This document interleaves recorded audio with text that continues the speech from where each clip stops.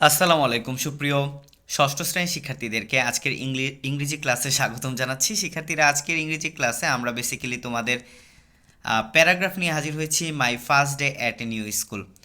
তোমরা যারা ষষ্ঠ শ্রেণীতে উঠেছ তারা অনেক ধরনের স্টুডেন্টই বেসিক্যালি আমার এই চ্যানেলটিতে রয়েছ। তো সবার কথা বিবেচনা করে এমন একটি প্যারাগ্রাফ বেসিক্যালি নিয়ে আসছি যেটা বেসিক্যালি তুমি খুব অল্পতেই মাথায় রাখতে পারবে, এবং তুমি মোটামুটি এটাকে আর একটু কাস্টমাইজ করে লিখে দিলে তোমাকে কিন্তু স্যাররা 8 থেকে 9 নম্বর দিয়ে দিতে পারে। সো শিক্ষার্থীরা, চলো আর কথা না বাড়িয়ে আমরা প্যারাগ্রাফটি দেখি। আর প্যারাগ্রাফের ক্ষেত্রে অবশ্যই তোমাকে এরকম কিছু কোশ্চেন দেওয়া থাকবে, এবং সেই কোশ্চেনের উপর বেস করে তোমাকে বলা থাকতে পারে 100 বা 150 ওয়ার্ডসের প্যারাগ্রাফ। সো আমরা দেখি। সো আমরা ফার্স্টেই এখানে দেখব, এখান থেকে a new place is a new experience. So my first day at a new school is a new experience in my life. I can not forget the first day of my new school. আমি কখনোই আমার স্কুলের প্রথম দিনটি ভুলতে পারবো না। Last year I was a student of class 5। গত বছর আমি পঞ্চম শ্রেণীর একজন শিক্ষার্থী ছিলাম। On account of my father's transfer, আমার বাবার ট্রান্সফারের কারণে, আমার বাবার মানে এক জায়গা থেকে আরেক জায়গায় যাওয়ার কারণে, স্থানান্তরের কারণে, this year I had to get admitted to a new school in class 6। এই বছর আমাকে একটি নতুন স্কুলে কী করতে হয়েছে? ভর্তি হতে হয়েছে। অন দ্য স্টার্টিং ডে, প্রথম দিন, I was going to school with my father in a rickshaw with a new hope.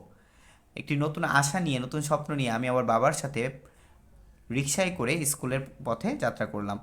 I fail very nervous thinking that I was going to start a new class at a new school. আমি কিছুটা কী ছিলাম? Nervous ছিলাম। কারণ কি? নতুন স্কুলে, এটা চিন্তা করে যে আমি নতুন স্কুলে নতুন একটি ক্লাসে ভর্তি হতে যাচ্ছি। We reached school 15 minutes late. আমরা 15 মিনিট পর স্কুলে পৌঁছে গেলাম। My father left me at the school gate. আমার বাবা আমাকে স্কুল গেটে রেখে আসলো। আই ওয়েন্ট ইন অ্যান্ড, আমি ভিতরে ঢুকলাম, and found that every one had gone to class. প্রত্যেক ক্লাসে চলে গেছে।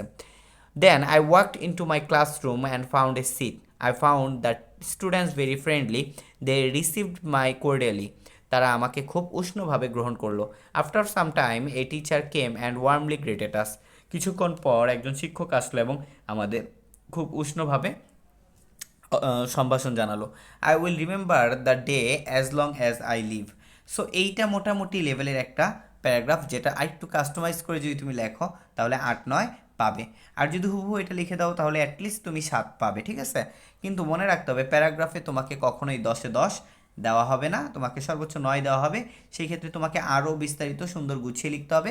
আমার এই প্যারাগ্রাফটি দেওয়া সকল ধরনের, অর্থাৎ যারা একটু পিছিয়ে আছে তারাও যেন খুব সুন্দরভাবে এই প্যারাগ্রাফটি মুখস্থ করতে পারে এবং পরীক্ষায় লিখে দিয়ে আসতে পারে। সো আজকের মতো আল্লাহ হাফেজ, সবাই ভালো থাকো, সুস্থ থাকো, নেক্সট ভিডিওতে দেখা হবে। এবং যারা যারা এই পিডিএফটি নিতে চাও, সকল প্যারাগ্রাফের, একদম সকল প্যারাগ্রাফের সমন্বয়ে এই পিডিএফটি নিতে চাও, তারা অবশ্যই হোয়াটসঅ্যাপে যোগাযোগ করো। হোয়াটসঅ্যাপে আমরা তোমাদেরকে এই প্যারাগ্রাফের শিটটি একদম বিনামূল্যে দিয়ে দিব। অবশ্যই সেই সিস্টেমটা হোয়াটসঅ্যাপে যোগাযোগ করলেই পেয়ে যাবা। হোয়াটসঅ্যাপ নাম্বার হচ্ছে 0167911018 ঠিক আছে? লাস্টে 83। সো তোমরা একটু কষ্ট করে যোগাযোগ করো, পেয়ে যাবো পুরো শিটটি, পুরো প্যারাগ্রাফের শিটটি। তো আজকের মতো আল্লাহ হাফেজ, সবাই ভালো থাকো, সুস্থ থাকো, নেক্সট ভিডিওতে দেখা হবে ইনশাল্লাহ। আসসালামু আলাইকুম।